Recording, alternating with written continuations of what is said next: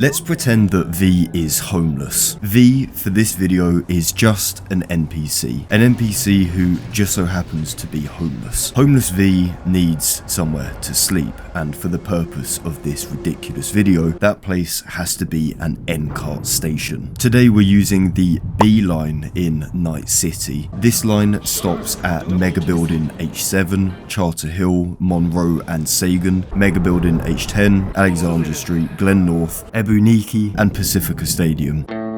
The only positive thing I can say about H10 Station is that it's busy. Even at night, this place is popping off with activity. This can be a bad thing if you're a light sleeper or prone to social anxiety, but for losing consciousness in Night City, it's actually probably a benefit. With more people around, the less likely you are to be robbed, attacked or touched. More people statistically increases V's chances of finding other rough sleepers, and of course, safety is in numbers. The only other characteristic which could maybe be seen as a positive is how open it is. It's not cramped, there's a lot of room to move around and find somewhere to plot. That's all the praise for H7 though, because the rest of this place is a shithole. The station itself is open-ended, meaning unless V snuggles into the far back corner, we're going to be exposed to a whole world of pain. V will have to deal with rain, wind, pollution from these industrial chimneys literally over the road, noise from traffic, crackheads, advertisements, a literal train driving in and out every 2 minutes. The place is absolutely filthy, with litter and overfilled bins clogging up any potential space to rest. It probably smells terrible in here, and particularly with the glass, I can imagine the back end smells like a permanent pair of soiled pants. H7 looks like a place you'd wake up in after being drugged by Sinclair. The verticality in this space, although it looks cool, is actually a major problem, which is a shame because it does initially seem like a pretty solid place for V to rest, and this would actually give H7 a decently unique feature that could really help V in their quest to find safety. But sadly, the train itself actually levitates through here before it reaches the tracks, so sorry, it even knocks down these two NPCs just over and over again. Every single time, and they just get up and they're completely fine with it. This verticality also allows for people above to do all sorts of heinous acts to us down below. The residents of Night City can spit, piss, litter, vomit, you name it. All of it will just come from above with no warning or acknowledgement. And because the walkway isn't even solid, literally anything could drop or spill onto us in the dead of night. And because of that, it scores a 5 on the negative chart. This is probably the strongest contender for best rough sleeping station. Charter Hill is a small H10 room, so immediately it gains a ton of benefits over H7 just by simply existing. The only two drawbacks I can really acknowledge here are mostly personal preferences and the kind of stuff you likely wouldn't even care about considering how solid this station is. Anyway, the two cons are that giant Charter Hill neon sign. It would definitely get annoying after a while, especially since it illuminates the whole goddamn station. Plus we also have these little neon strips in the corners, so the room is just overly bright for sleeping, especially because it's blue light as well. I feel like that's so much more aggressive than orange light. The other flaw is another preference, but there's no sense of privacy here. The station is so small and intimate, there's no corners or places to hide away. It's just a box with eyes on you at all times. Otherwise, Charter Hill, unsurprisingly, does very well. Overall, Charter Hill only gets 2 negatives. Good job.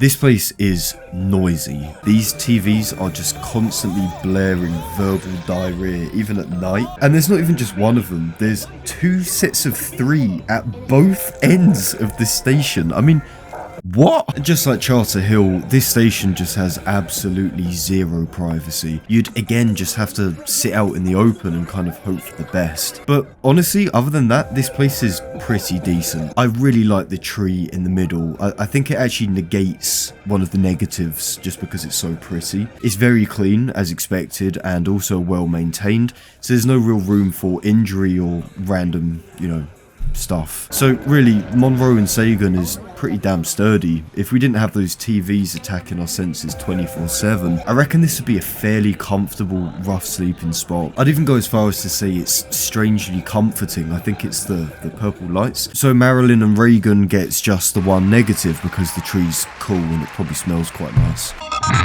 So this station actually has two interiors, an entrance and an exit. We'll cover both since that's the right and moral thing to do, ignoring the actual entrance to this station, which don't count for the purpose of continuity. It's covered in blood, right? That's what I was going to say. It's covered in blood and probably a lot of other miscellaneous liquids. But going past this, the platform is just horrific. I mean, like, is there anything good about H10? I mean, I suppose it's not ridiculously neon, it's actually kind of dark, so you might be able to get a fairly decent sleep. But other than that, the place looks like shit, it's too small, it's dirty, there's no places to camp. Glass, yet again, shitty neighborhood, so probably lots of crime. Adverts right in your face, zero privacy, and it smells. Again. So H10, congratulations, you are officially the shittest station thus far, with an impressive negative score of 10.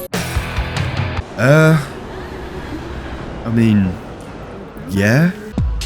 Glen North is another bang average station. This one is really bare though. Like, there isn't even a single chair in here. And someone's also pumping psychedelics through the ventilation system because we got a fella cleaning an invisible window and two of the most unbothered parents in Night City. But just like the last couple stations, Glen North is safe, fairly clean and completely contained. It's just really unbelievably uninspired and boring, like Milton Keynes. So really, the only two cons to this place are the complete lack of chairs and also this fucking guy drilling constantly. Otherwise, it's just so bang average and just it's just normal. You know, I can't really say anything about this. A score of 2. For the first time in this whole video, we actually have a fellow homeless individual. This guy has chosen Glen Ebunike as his designated spot to plot. No idea why though, because this place feels like the psychedelics from Glen North just kicked in. This is definitely the least safe I have felt so far in this journey. It's not even because V is in any sort of immediate danger. It's just this uncomfortable mix of antisocial behaviour and straight up insanity. Other than the complete lunacy going on around us, Ebunike is alright for rough sleeping. It's the same as Glen North, really. It's just a box. We've reached our final destination. Hopefully this can be an absolute godsend for V. Like, we're really overdue somewhere nice, somewhere cozy, somewhere calm. Oh, never mind, it's in fucking Pacifica. So if we thought H7's station was a war zone, Pacifica's is literally the Somme. The station feels bigger than H7. I don't know if this is true for sure, but it definitely feels longer. This does mean that because we have yet again another exposed part of the station, in theory this wouldn't be so bothersome this time round. If we go further towards the back, I mean, we're a fair amount of distance from there, and you know, not much is really happening outside the station apart from Dogtown and everything ever that's ever happening here. So, but perhaps we've been too quick to judge Pacifica Station, because we do actually have some verticality made of solid concrete, so no piss drips. And if we were to follow this verticality up and round, it actually leads to this nice, dark, empty, contained back area. These doorways are incredible. Like, this is exactly what we've been missing this whole time. So anyway, this snuggle den is actually pristine. Like, there's no litter up here, there's no crackheads, there's no shit on the walls, even the glass isn't smashed. You could very easily set up a base of operations in this upper part, maybe even declare it a sovereign territory and build a little wall to keep everyone out. But Pacifica is still Pacifica, because outside of V's Attican city, the rest of this place is just a huge steaming dump. It's like H7 all over again here, just completely fucking wrecked in every aspect. The fact that there's actual flickering lights in this place is just the worst thing That's never a good sign, and you should never sleep anywhere with flickering lights. There's also just some very unsavory characters in this place. Lots of fent folds happening. You know, this has got to be probably one of the worst places to sleep out here. I mean, this woman even has a weapon, and it's a real shame actually, because Pacifica Station has a lot of potential for being pretty decent. You know, if things could just not look like this, you know, it's good. It has good bones, but unfortunately it doesn't. So surprisingly, our winner today is not Charter Hill. Instead, we have an underdog. We have Monroe and Sagan. Monroe and Ronald Reagan take first place with only 1 negative. But I do want to give an honourable mention to our smelly friend Pacifica for throwing a real curveball for us. What do you think? What would be your go-to rough sleeping spot on the beeline? Let me know in the comment section down below. Cheers for watching, guys, and as always, I'll catch you lot in a bit.